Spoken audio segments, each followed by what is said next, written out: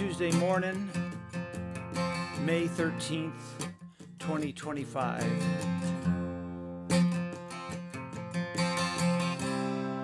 And you have found Coffee on the Porch live. I'm a little late. I apologize for that. I'll tell you why.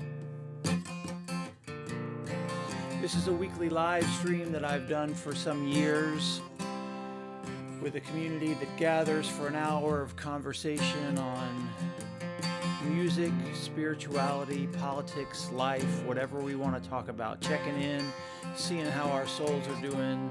There's a lot to talk about in the world, isn't there? Yes, there is. There's a lot to talk about. So we're glad you're along for the ride. We just stay for an hour and then we sign off here on my Substack. Welcome to all our old friends. Welcome to some new friends. This is Coffee on the Porch.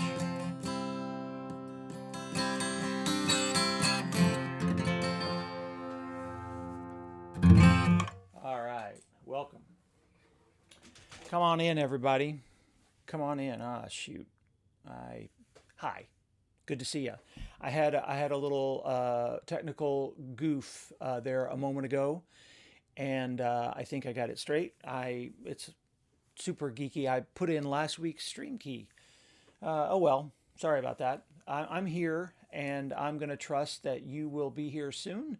I don't actually don't see anyone here. It shows that we have. Wow, it shows that we have a lot of people, but I don't see any comments. Yikes, what does that mean? Let me go back here and click this instead.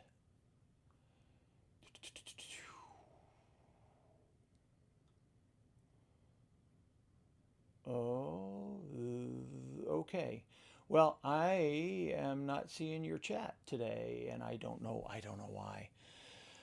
So if you wrote anything already, I'm not seeing it. We are new here to Substack. We've been doing this live stream for a long time over on Facebook Live, but as many of you have heard, Facebook Live is changing their rules, and they're deleting, I'm going to move this slightly, they're deleting live videos after a month. And so we kind of like having the archive. So we've moved over here to Substack. There's very interesting communities here and conversation on Substack. So we're here. I think this is our third or fourth time here on Substack. Anyway, we're glad you're here.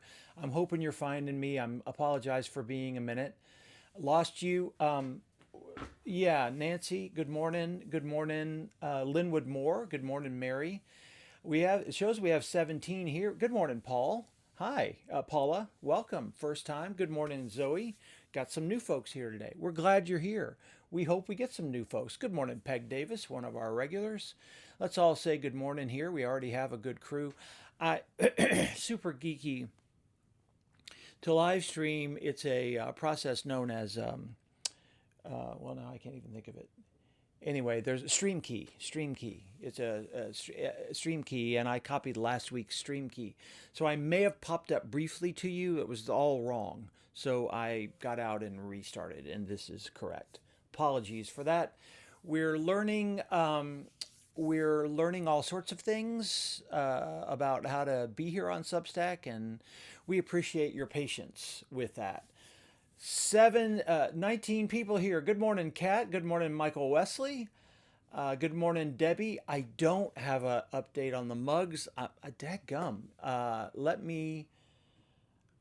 If I don't get back to you in a few hours, bug me again because I will have forgotten again.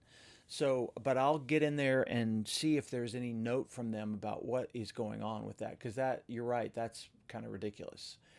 Good morning, Deborah Joslin. Good morning to all of you new folks. This is where you are. You are here at Coffee on the Porch, which is a hour-long live stream that I do. I'm a pastor, musician, writer here in Dallas, Texas, and we do this weekly live stream, and we have for many years here now on Substack, on the Winnie F. Talks Substack. I play a few songs. We interact. That's what the chat's for. and we talk about whatever we want to talk about. So it's a wonderful community. I do Substack sends you a email about me going on live, but I will be happy to also nudge you with a text reminder, which we send out this way. So if you want to be reminded by text message about this, then feel free to sign up for that. And that's the only text message we'll send. We don't send a single other text message except to remind you about the weekly live stream at 9:30. All right, friends. So let's get going. The first thing we do here on Coffee on the Porch, it's about coffee. It's about our morning drink.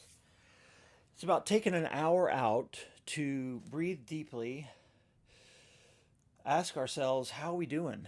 How are we doing? We used to sit on the porch. Probably would be a good day to sit on the porch today, if I'm being totally honest. It's beautiful out there here in Dallas. Not too hot, but the setup here in my studio is far easier. It's a far easier lift for me. So we have been here in the studio for much of our time. But, man, we're drinking the coffee. We're drinking the coffee. We have the coffee on the porch mugs, and dadgum, Debbie, I don't know what's going on with those. I really don't. Good morning, Deb. Good morning, Deborah Johnson and Jen. Pour yourself some coffee. Join us for a moment.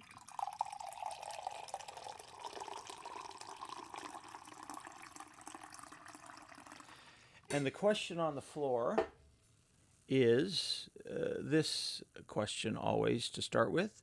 Whoops. How is your soul? How is your soul? How you doing today? It's also on the mug. How is your soul? You get there, you get your mug. You can look straight at it. How am I? Really? Sometimes we don't know. We think we know. But it's not till we pause for a minute, take a deep breath, and say how our soul is. So leave a comment about how you are personally, where you are right now in the world, what you see going on in the world that you want to talk about, maybe something that inspired you, something that terrified you. Either one of those is fair game here at Coffee on the Porch. So go ahead and leave some comments. And I usually noodle on the guitar for a moment, and then we come back and we talk about the comments, okay? So...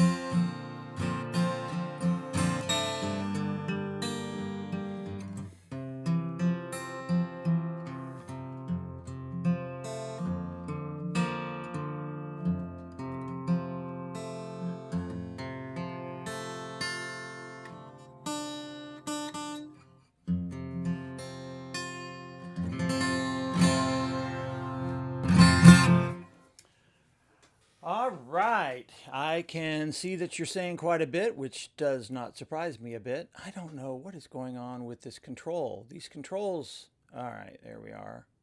Do that.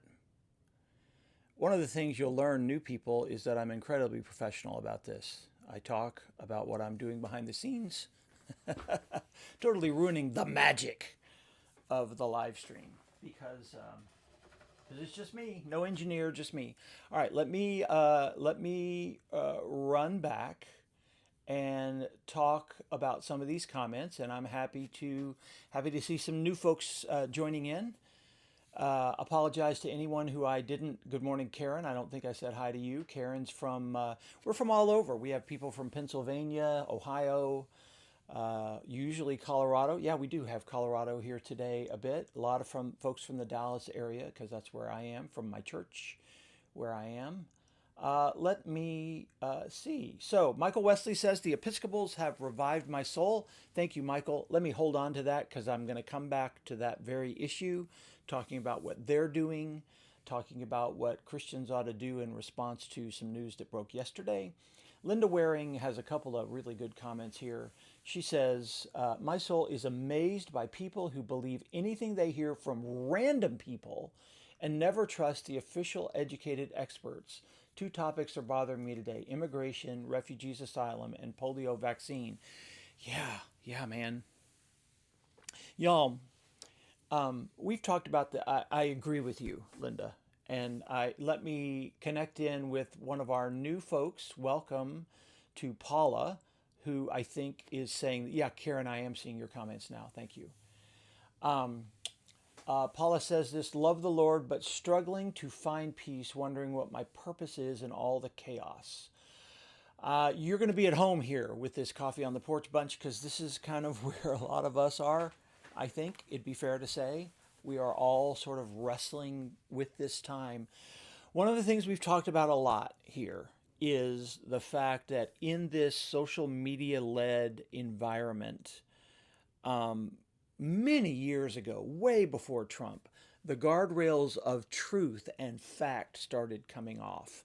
Remember that 15, 20 years ago now, Stephen Colbert, the comedian, did a nightly show where he spoofed a comedian. Some people didn't like it because they either thought he was serious or they thought that people weren't getting the irony. But he came up with this term called truthiness. Remember this?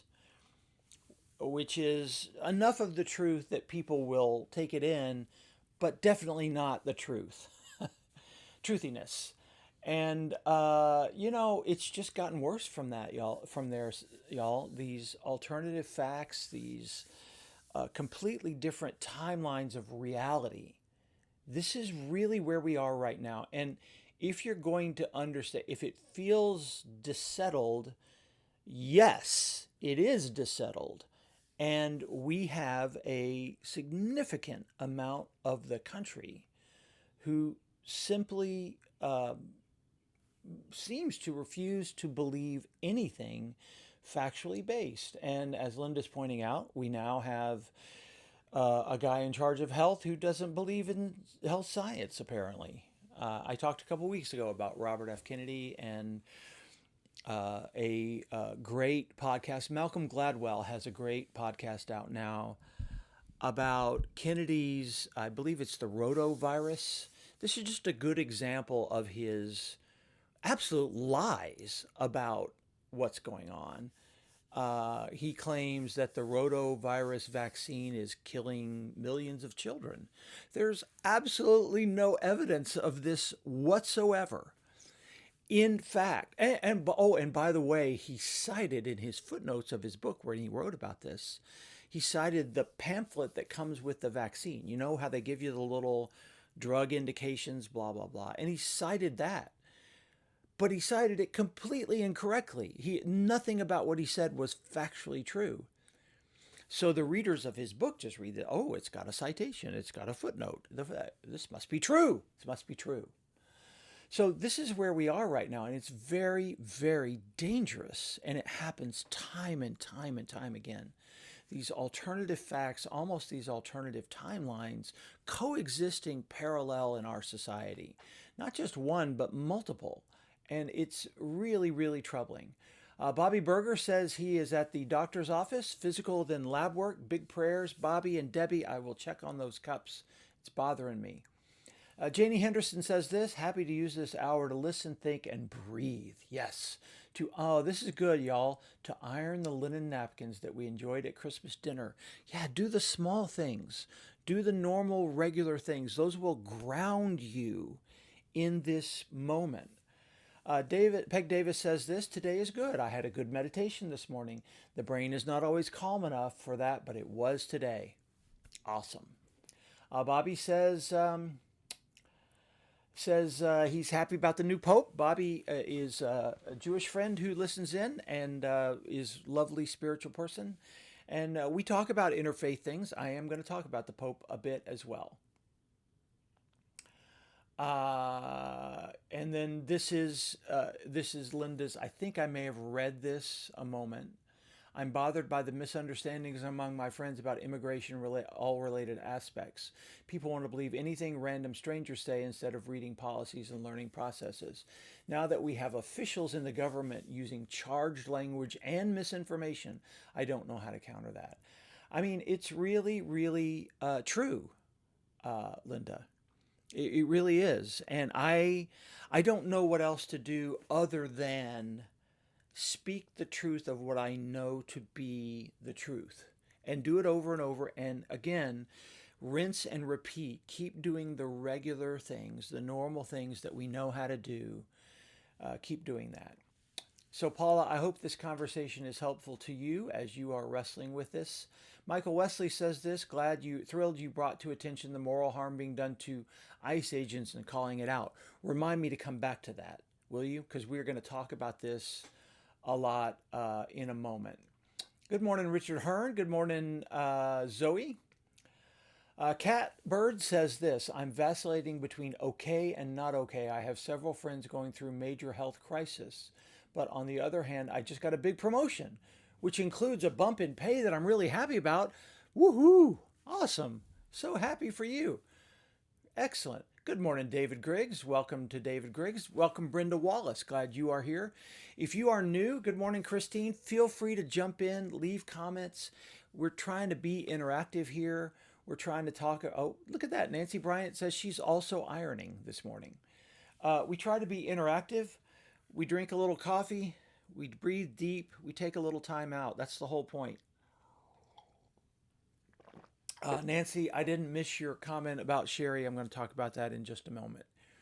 Thank you all for sharing all the things that are happening in your lives. And now, what I usually do here is then I talk a little bit about what's going on with me, what's going on in my life. And I have pictures that I often share. Hey, Mindy. Welcome to Mindy Daig, my old workmate. Mindy was my office manager for years and a dear friend and the best office staff I've ever had. No offense to anybody. Friends, we have some sad news here in the Coffee on the Porch family. We've been doing this for, 4.5 years now, this live stream. And two of the people that join us very regularly here on Coffee on the Porch are Larry and Sherry Pennington. And I believe that those of you who are regulars saw the news that Sherry Pennington has died. Sherry and Larry come to us from Colorado. I don't think he's here today. I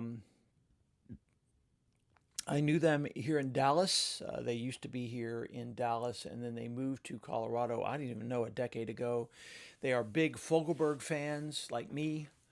And they were big supporters of our band, the Connections Band. Larry used to come and take a lot of pictures of us, and they came to almost every show. And they're just wonderful, deeply spiritual people. As I started talking with Larry a couple of weeks ago, and he was telling me that Sherry had been diagnosed with a very aggressive cancer that had already spread lots of places. Yeah, go ahead and Michael, please do remind people of that. You can share this exact link. You see that little, I'm going to jump off of this for a minute because Michael's point. That little arrow thing, that little share box, I'm pretty sure you can share that and would love for you to share that, you all. Share it over on Facebook, bring people over, share it here on Substack. Please do that. That'd be great.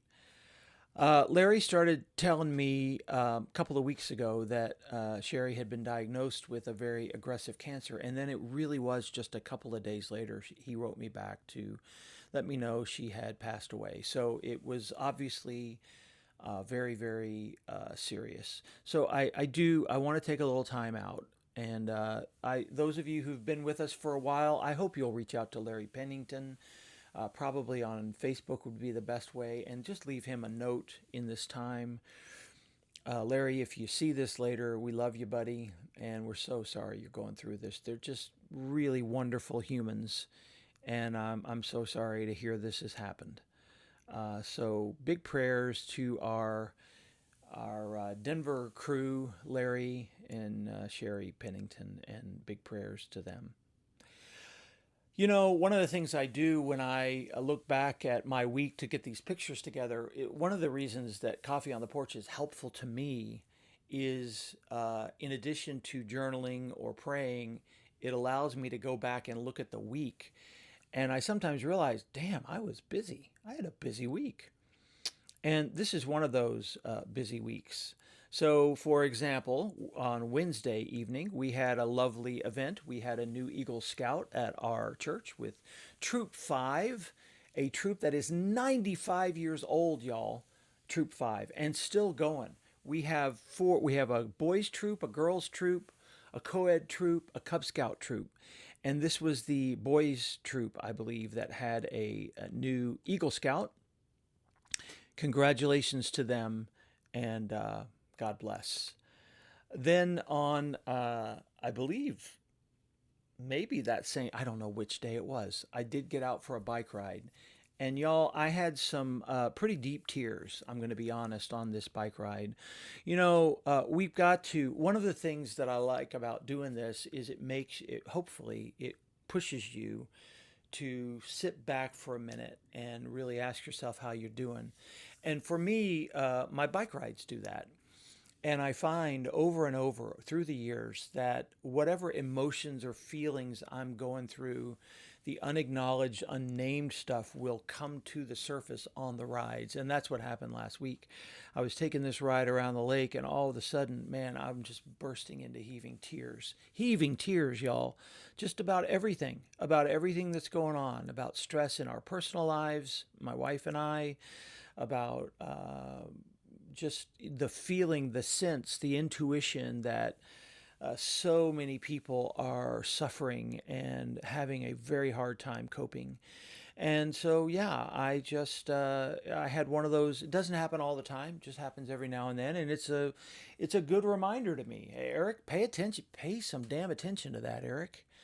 Do a little more praying, do a little more eating well, do a little walking, a little exercising, Eric, and then tell other people to do it, which is what I'm doing for y'all today. We all need that. We need to be renewed, and we need to notice the beauty where we can. I also attended an event over at Who's Books in Oak Cliff.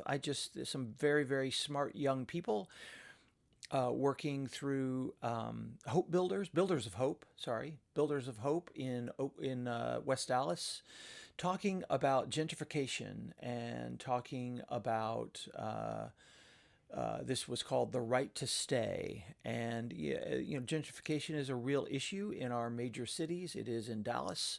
So thank you to Who's Books and thank you to Builders of Hope for this great event. And then y'all, I'm coming out of it and look at what I saw on the way. This is just on the way to my car. There's no filter. Y'all, that's the actual sunset here in Dallas, Texas. There's LCI tacos, a taqueria, and a sunset. That is the most beautiful picture I saw this week. A taqueria, a beautiful one, LCI, and a sunset. And then I wasn't done. On Saturday, I played music for an hour over on Swiss Avenue. Our neighbors here in Dallas have a home tour, and it was a beautiful afternoon. And thank you for all those who listened to the songs. Then that night, we drove over to Fort Worth to my niece, Addie Elmer, who graduated TCU with her bachelor's in theater.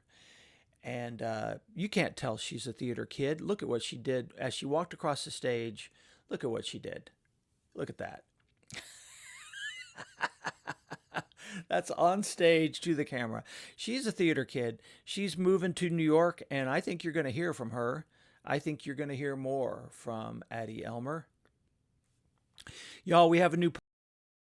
He said, we meaning the world has a new pope. Lots of people posting pictures. I'm posting these pictures of Pope Leo. These are pictures of Pope Leo from when he was a bishop in Peru. And there was a massive flood in the Peruvian province of Lambayeque, I believe is correct. I believe that would be correct. He is an American. He is. Just love the intercultural nature of this dude. He's an American from Chicago. He is 1/8 Creole African American. He spent about a third of his life in Chicago, about a third of his life in Peru, and a third of his life in Rome. He speaks several languages and is just this beautiful blend of different cultures. And I love that message. And he has already, before being Pope, by the way, those of you who are long-term members here, you remember I spoke out about J.D. Vance and J.D. Vance's misunderstanding of some Catholic theology called Ordo Amoris. And I preached on this. There's a sermon now called Blessed Are the Poor, which has been seen 50,000 times on Substack. I can't even believe this. But I talked about J.D. Vance just flat being wrong on this Catholic theology. And I'm not even Catholic. But guess who is? Pope Leo.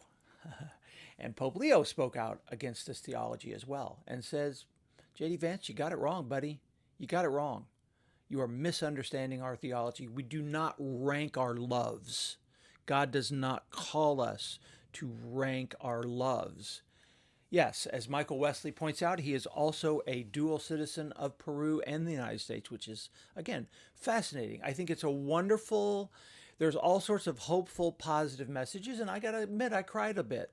I really did. I cried a bit that this was what the Catholic Church, who the Catholic Church chose. And I love his servant heart. I think it's good modeling. Y'all, I say this all the time to you. I think Substack is working great, Bobby. Thank you. Thank you for keep saying that because, I have anxiety about this. So thank you for saying that I think it's working great. I think it's working great too. But leaders must model servanthood, y'all. Church leaders and political leaders. And look at this. Here's what he's doing. He's serving the food. He's standing shin deep in the floodwaters. That's leadership. That's what it means to be a leader. You can't do everything, but you got to model how we are supposed to behave for each other. When there's a hurricane and a flood, you don't just throw paper towels at people. You don't. You get in there and you serve some meals. You wade in the water and you talk to the people. That's what it means to be a servant leader. And we have so politicized all of this that we hardly know what to say. Good morning, Major Leslie Balti. So thanks be to God for Pope Leo and his servant heart. And I'm very encouraged by that. I think the world needs more servant leaders in the church, in your neighborhood, in your local government, in our national government, in our international government. We need people who model service and servanthood. And he's doing that. By the way, he is an Augustinian. That's his spiritual order. And that means that when J.D. Vance quotes this Augustinian theology and Pope Leo speaks back, Pope Leo knows what he's talking about. That's literally his religious order. He is an Augustinian capable of speaking to the true theology of St. Augustine. So Grateful for his witness. Y'all, some of you know we are doing weekly vigils here in Dallas, Texas at the ICE headquarters every Monday. We were out there yesterday morning from from right at 10 to noon. We will be there every Monday from now to the foreseeable future, doing what we call an interfaith prayer vigil. We are offering prayers. We are praying with the people who come in. As you see, some of these signs meant for the people who are showing up. Good morning, Ann Swan. Robert Berger says this: wouldn't it be great if he gets America to be more empathetic and bring back humanity? I really hope so. I really hope he does. These are spiritual based actions. I need to emphasize this. This is not simply a protest. Although my dear new friend Laurie, good morning, Preeti. And Peg Davis says this: I'm so glad you're having weekly vigil at ICE, powerful and meaningful. Thank you. I think it will be, and I think the most important thing we've said is the consistency of it. Because every week there's going to be something new happening that we can lift up, and why not do it there? But it's really not a stunt. We really are praying with people who come in the doors. It's been beautiful. People who are coming in, people are keeping their appointments, and they're terrified. They're absolutely terrified of what will happen to them and what will happen to their children and their families. And so, yes, we are praying with people. We are calling out the injustice. And as Michael Wesley pointed out, we are also quite willing to pray with people who work for ICE. 100% we would. Because we understand that there is a moral harm that comes from doing this kind of work to the person. Similar to the moral harm, this is a violence, a tear in the fabric of our humanity when people are called to do this kind of work. Just as it is often for soldiers, where soldiers really do have to wrestle with some of the things they're asked to do. Sometimes soldiers are doing good and just things, and sometimes they are doing truly horrible things. And that is exactly the same with ICE. No one is saying we shouldn't have borders. Nobody I know, not one human being, is for, quote, open borders. Not one. We are for reform of the system, 100%. And we are saying that unless we reform the system and get really honest about our system, that all the security in the world isn't going to make a difference. It's a stunt. It's a stunt that creates fear among our Latino brothers and sisters. And so it's wrong. And but it's a real thing. It's not just a fake stunt. It's real people, real families being separated, real innocent people being hauled off. Just 2 days ago, a young woman ripped off the streets of America was released after 6 weeks in custody. Her crime was writing a anti-Israeli government op-ed. Now, did she say some things that I don't agree with? Yes, she did. Do I agree with everything this young woman said in her op-ed? No, I do not. But I agree with supporting the Palestinian people. And I also agree that it's not right to throw people in jail for 6 weeks for disagreeing on these matters. So she's free for now, and thanks be to God for that. But 6 weeks, y'all. Our baker, Neri, who is here in North Texas, or is from here in North Texas, an immigrant here who was also picked up. No evidence at all that he is a member of a Salvadoran gang. No evidence whatsoever. And he is also being detained. We continue to lift up him, and we continue to lift up all of those. Now, in New Jersey, there was also, I don't know if you saw this, but yesterday afternoon in Newark, there was another group of faith leaders. This could be our group. I'm going to be honestly. It really could be. Of faith leaders there in New Jersey, and they notched it up a step. They did a nonviolent resistance. They blocked the entry to this facility.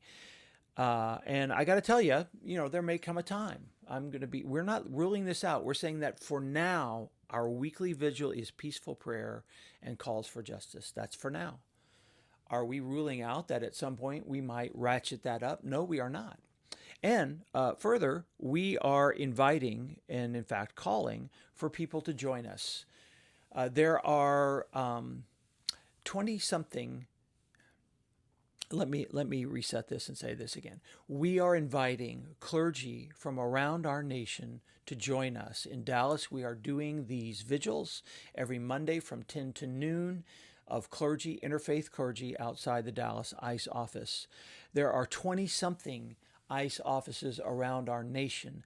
Please, clergy, prayerfully consider coming together and joining us. Joining us in weekly vigil at every regional ICE office in the nation. That would be a powerful moral and spiritual witness to the harm being done to migrants, to the harm being done to our ICE agents in this time. And we urge you to consider that. So that's my plug for the day. As we've talked about, there's so much going on here in terms of immigration, though. Yesterday afternoon, after having this second vigil, I came home in the evening and heard news that, oh, guess what? I guess we are letting in some migrants. Oh, it turns out we are. We said we couldn't. We said, no, the system's broken. No, it just has to, we have to pause it and stop it completely. But nope.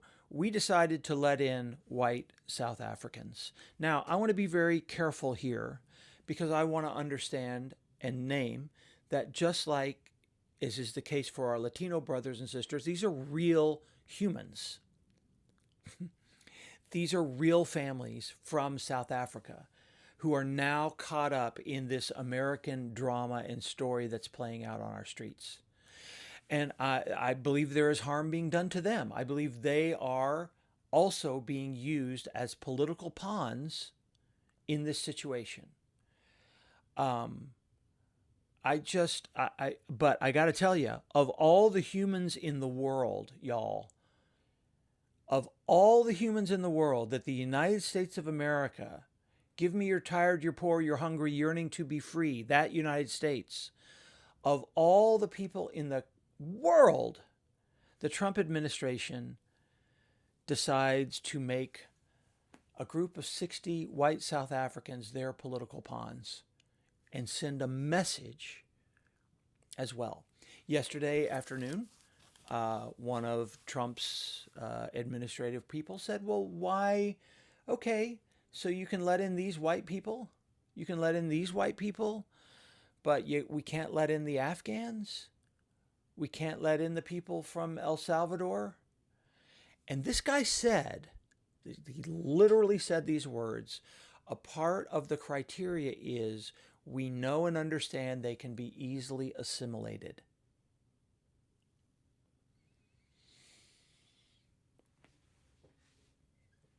Why can they be easily assimilated? Journalist, that's the follow-up question that you didn't ask. I will tell you why.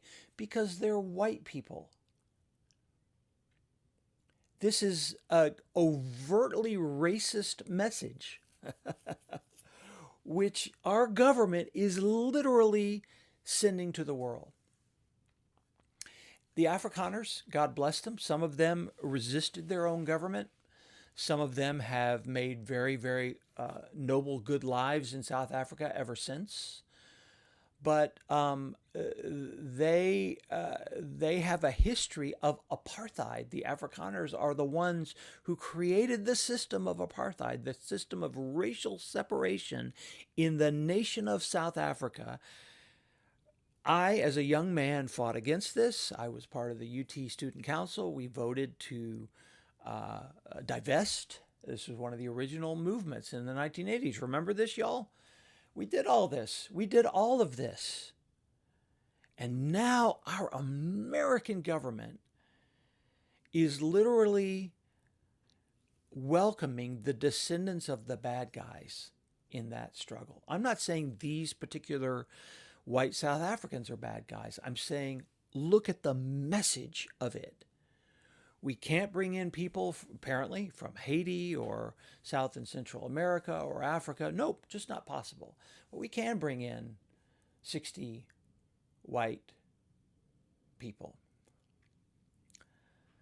It's the quiet part out loud. As one of my Facebook friends said this morning, it's performative racism. I don't know what else to call it. It's performative racism. To refuse migrants from the rest of the world, but make an exception for white South Africans is performative racism. That's what it is. That's what our government is doing. And by the way, those white South Africans are just as much pawns in this as the people being scooped off our streets here in America. It's manipulation to pull at the heartstrings of racists, I guess. I don't know. But I know we're in a bad place as our country, and it's not what Jesus wants us to do. 100%. This is not the kind of moral ordering that Jesus calls us to do. It's not. This is fascist ordering. That's what fascists do. And I'm sorry if that word offends people, but it is. I believe that, let's see, yeah, that heart means that mine is breaking about the immigration issue. Yeah. Michael Wesley said this: if those folks could afford baggage charges and all that luggage on an international flight, they ain't hurting. Look, I'm not going to judge them, Michael. I'm not even going to look at those images and make a lot of people, no offense to what you've just said, but it's so easy to judge just by the images we see of people. And we have people doing this on the other side, judging the people from South and Central America. We have people doing that in the poor in America. When we go on a mission trip, sometimes we're putting a roof on a house, and somebody will say, well, they've got a big TV. They can afford a big TV. Why are we helping them? So I have no doubt that these people have some struggles in their life. But these are the only people that we're making exceptions for. Every other place around the world, experiencing famine or war or genocide, people in fear of gangs. Think about it. By the way, it was pointed out to me by my dear friend Wes Magruder, South Africa was also the nation that brought a complaint to the World Court against the government of Israel. I don't think we can discount that as well. That South Africa took that claim to the World Court. And perhaps, so the government of South Africa did that.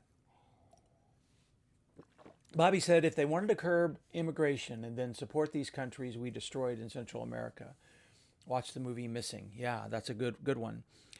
I believe it was Linda earlier talking about the facts. I just want to point out the facts. You are being told that migrants cause crime. There is absolutely no data for that. There's absolutely no evidence for that whatsoever. You can see this data that goes back to the 1980s and to this moment. Yes, factually, we do have more immigrants to this country than we used to. That's that top blue line. But you see the bottom two lines are our crime rate. During the period where immigration has increased into America, our crime rates have decreased. And it is factually true that immigrants are roughly 50% less likely to be arrested for any violent crime. And it is also true that they are 26% less likely to be convicted of a homicide. They are less likely than citizens. Why? To commit crimes. Because they're afraid of getting caught up in the system, because they are trying their best to be good citizens, to model that we should welcome them here, to show to America that they are trustworthy. That's why. And so we continue to be told that the only people being shipped away are violent drug dealers. I have absolutely no doubt that some of the people being shipped away are violent criminals. Absolutely no doubt. I also have absolutely no doubt that some of the people being sent away are innocent people who were following the rules for coming to this country. Some people were snatched up from their appointments at ICE, which is why we're at ICE, to pray for the people coming, because we know that to even show up at an ICE appointment right now is an act of moral courage for them and a terrifying thing. So that's part of why we're there. But we know factually that it is simply not true. Everyone being deported is evil. And in fact, that is a terrible message. And it is contrary to the actual facts about crime in America. Mexicans are not all rapists and murderers and drug dealers. They are not all bringing in thousands of kilos of fentanyl. Some are, yes. There are drug dealers in the world. There are murderers who are immigrants in the world, not because they are immigrants, but because they are human. Because every human race, religion, culture has bad guys.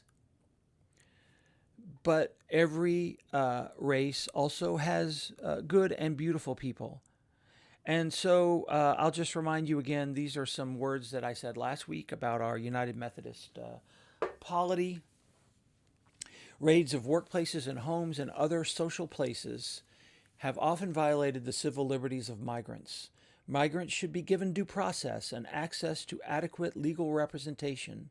Due to these raids and the ensuing detentions and deportations that follow them, families have been ripped apart, and the migrant community has been forced to live in a constant state of fear. We continue to refuse to welcome migrants to this country and to stand in silence while families are separated, individual freedoms are ignored, and the migrant community of the United States is demonized, is complicity to sin. These are from our social principles. This is actually from the Book of Resolutions of the United Methodist Church. This is official United Methodist teaching. For anyone who says churches don't believe this stuff, there you go, there it is. There it is. David says this, any way they can make their deportation quota, ends justify the means. And as Bobby is saying, yes, we benefit from immigration. There is clear evidence of this, that we benefit. There are billions, with a B, billions of dollars in your Social Security system right now. If you receive Social Security, you are receiving dollars earned by migrants who will never see those dollars. Yes, it's often because they had false papers. But every estimate from conservative groups, from moderate groups, from progressive groups, everyone that analyzes this says to us, the government itself says to us, yes, there are billions of dollars in the Social Security Trust Fund today that will come to you, white America, from the migrants who've done the hard work. They pay into sales tax through their rents, through their food they buy, through the shopping they do. I've said this for years. In the state of Texas, we have no state income tax. So in our state, migrants pay almost exactly the same amount of taxes we pay. It's true. It's absolutely true. And studies show they do not take the services as much as citizens do. Well, y'all, we have almost talked the entire hour, and it's probably about time to go. Should I try to do a quick song? I feel like I want to. I know I did this song a couple of weeks ago. I can't even remember when. I keep repeating myself at times, but I want to do this old song by the Eagles because this is my earworm. This chorus is my earworm constantly these days. So this is an old Eagles song, co-written by Stuart Smith and Don Henley and maybe Timothy B. Schmidt, maybe? Oh, it says it right here. Yes, Timothy B. Schmidt. Should probably look at my own notes. This chorus comes to me over and over, y'all, and this is why we're doing the vigils. This is why people of faith really are standing up and speaking out.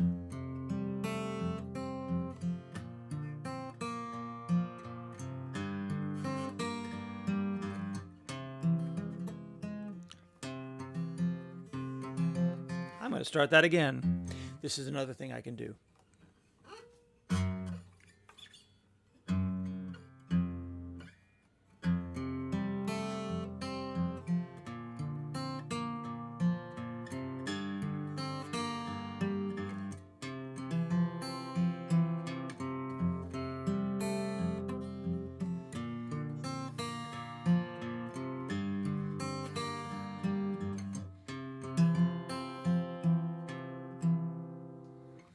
I've been walking through the fields and on the streets of town, trying to make sense of what you've left me.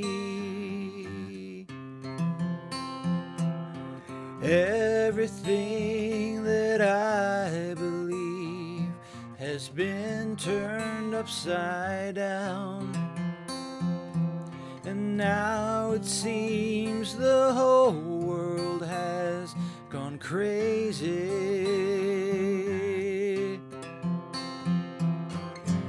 But when I feel like giving up and I'm ready to walk away,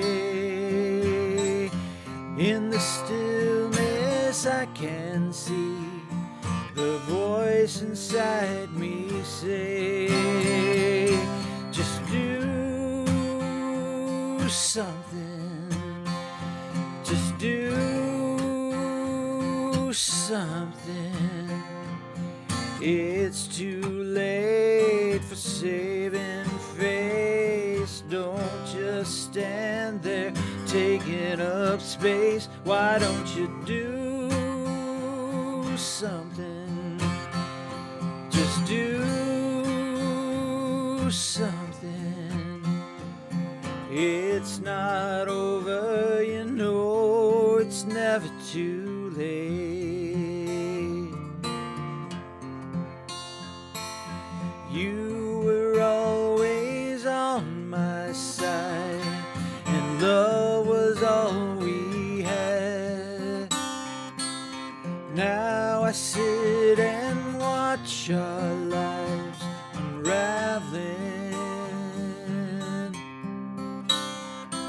I'll pick up that morning paper, and all that news is bad.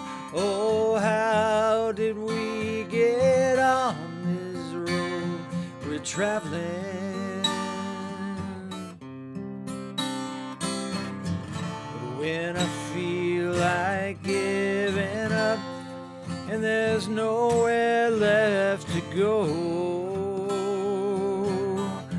that's the time I dig down deep to the only thing I know. Just do something, just do something. Don't leave it up to someone else, and don't feel sorry for yourself. Why don't you do something? Just do something. It's not over, you know it's never too late. Oh, hide away, you can't run away.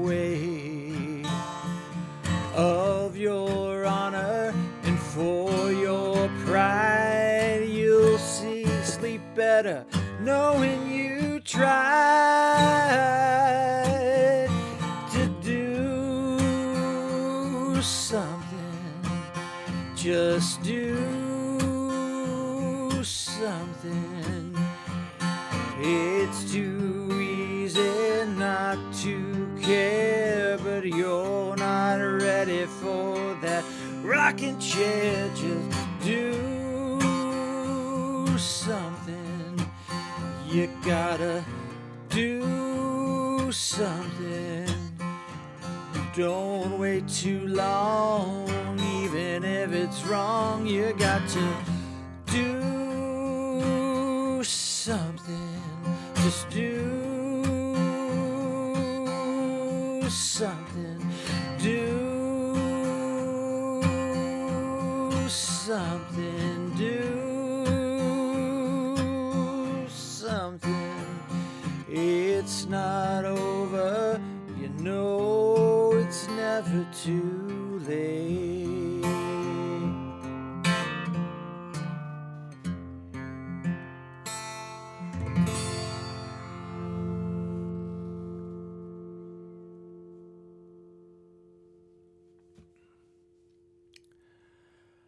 Oh, y'all, I know I did that song a couple weeks ago now.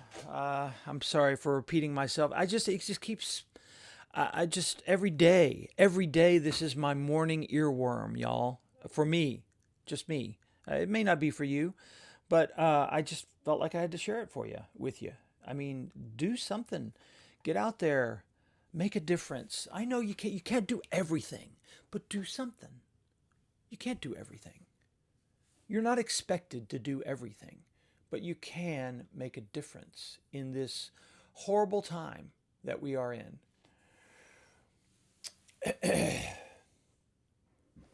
Thank you, Paula, for that. That's a very good scripture for us to remember. Good morning, Color My Soul. Good morning, Michael. Thank you for that scripture. That's a very good reminder. Yeah. Jesus called us, thank you, Paula, to split, to destroy, to cut down the divisions, the walls between us. That's the Christian view. We are called to remember that humanity of everybody. So, yeah, that's what we're called to do. And these are the kind of things we remind ourselves here about on Coffee on the Porch every week. So a reminder, I had a second song, which I didn't do today. Maybe I'll do it next week.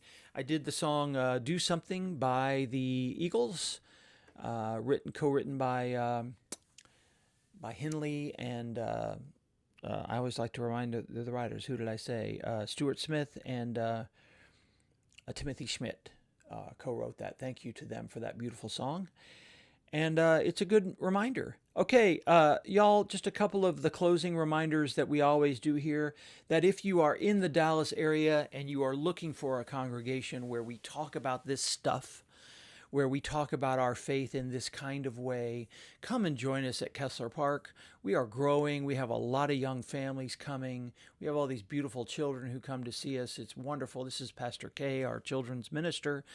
And it's a good time to be with real people in the real world. It really is. So if you're close, consider us. Consider us. If you're not close, find a place somewhere. Find connection with real world people. This is helpful, what we do here, but you're going to need the bodies. You're going to need the hugs. You're going to need the physical presence of those who can remind you that you're not crazy in this time. I am also a singer and a songwriter, and I have a new record that came out last fall, and I would love for you to check that out. I have been in our most recent Coffee on the Porch times here. I have been doing songs from that record, and I would love for you to check it out. It's out on all of your streaming platforms, and of course my writing, you know where I am here on Substack. I have moved all of my long form writing over to Substack. I should say that if you go to the notes function on When EF Talks, you will find links to everything that I have been writing this week. There's some essays. Let me see, what did I say in the notes this week? I'm starting to do show notes on Substack, which I then post to the video. It's kind of a helpful feature because I can't do links in the middle, but I can, if you go to the, not the notes function, what did I say? The chat function. If you go to the chat function on When EF Talks, you will find links to all the things we talked about. And I really do want to refer you to my dear friend, Pastor Wes Magruder, who was, I followed at Kessler Park. He now works for a refugee resettlement place in the Carolinas, and he has written a very, very important essay about the situation with the Afrikaners and ordinary refugees. And he says kind of what I said. He said, you know, these are fine people, but they're not refugees, not in the way that we as America understands this. So there's a link to his essay. It's worth your time. I reminded you to take care of yourself in an essay this week. That's the essay about my tears on my bike ride. Please do that. And of course, I would love for you to check out your local United Methodist Church, wherever you're from, if you are in a different area than us.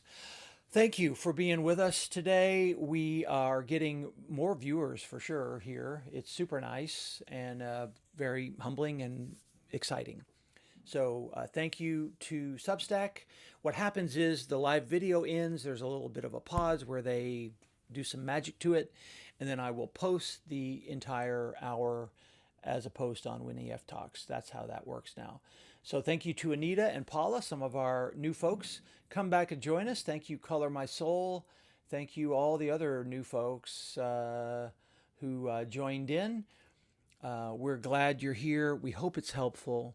Come back and see us again next week at 9:30. Until then, God bless you and keep you, friends, okay? Bye-bye.